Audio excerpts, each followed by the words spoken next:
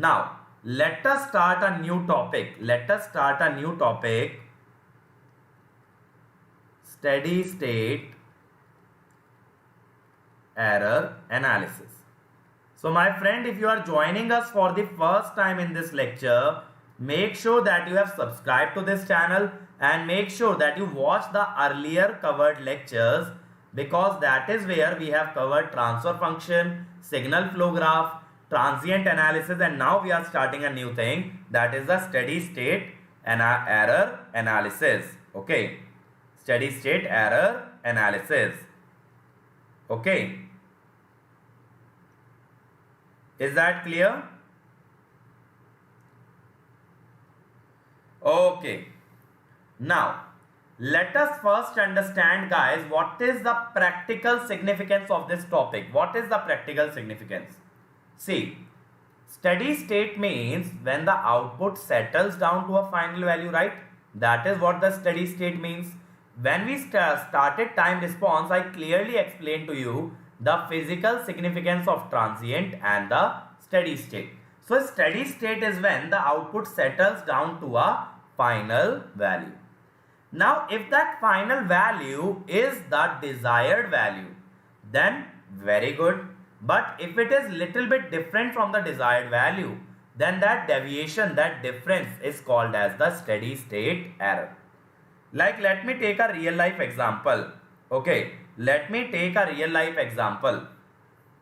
Right now I am sitting in my studio, I am taking your class. My AC, I have set it at 22 degrees centigrade. But literally, let me tell you, I am feeling very hot. Okay, the heat is basically the heat is high in this room, and that is why the temperature is high. And I am not feeling very comfortable in this temperature. So that means if the AC does not cool the room anymore, then the temperature at which this room is settled is different from my desired temperature. अगर मैं temperature 22 लाना चाहता था और AC ने 24 लाके छोड़ दिया, तो 2 डिग्री सेंटीग्रेड का डेविएशन है, और ये 2 डिग्री सेंटीग्रेड क्या है मेरे दोस्त? That is called as your steady state error. That is called as your steady state error. Okay. Similarly, suppose I take part in archery or I take part in shooting. Then I'll have a target where I have to focus and where I have to shoot. Now, if my dart directly strikes at that point, then it is good.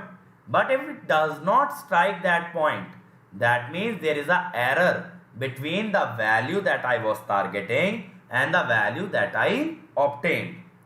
Okay, are you able to understand what is the steady state error? Steady state error is the deviation of the final value of output from the desired value. And you will see this steady state error in all aspects of your life. Suppose someone, let us say someone wanted to get a rank, let us say 10 rank, and he is able to get the rank 12. Then there is a 2 AIR difference, that is the steady state error. Okay, so let me tell you. Suppose let me take an example from a student attending this batch. Let us say Shivam is there. Okay, Shivam is there. Let me say his desired marks in GATE 2021. Let me say his desired marks in GATE 2021 are, let us say, 85 marks. Let us say 85 marks. Now, his mock test performance is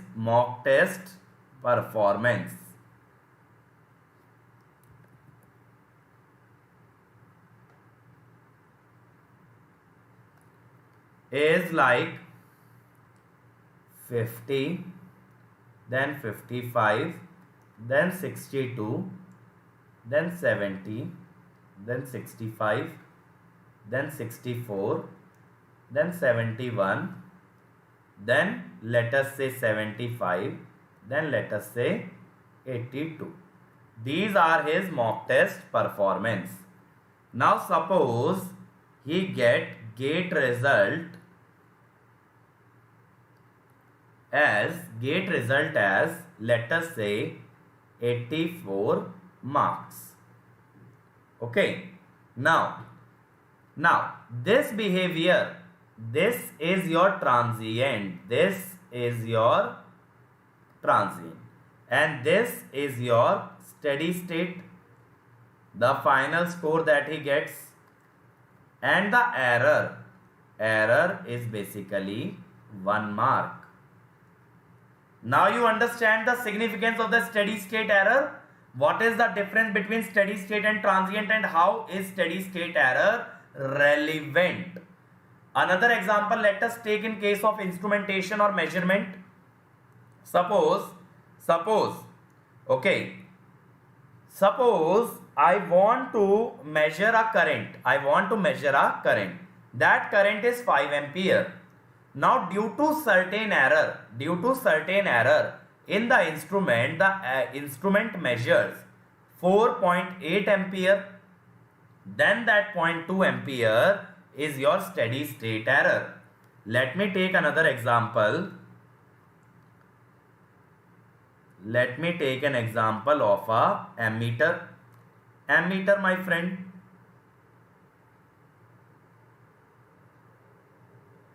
Suppose this is the display. 1, 2, 3, 4, 5. It is a 10 ampere range ammeter that can measure up to 10 ampere. Okay, this is the ammeter. Now initially my pointer was at 0 position. Now the current that I apply, applied is 5 ampere that I want to measure. So how does my pointer behave? If it is a second order system, my friend, this pointer will go, but it will cross this steady state. It will go up to here. This is the peak overshoot.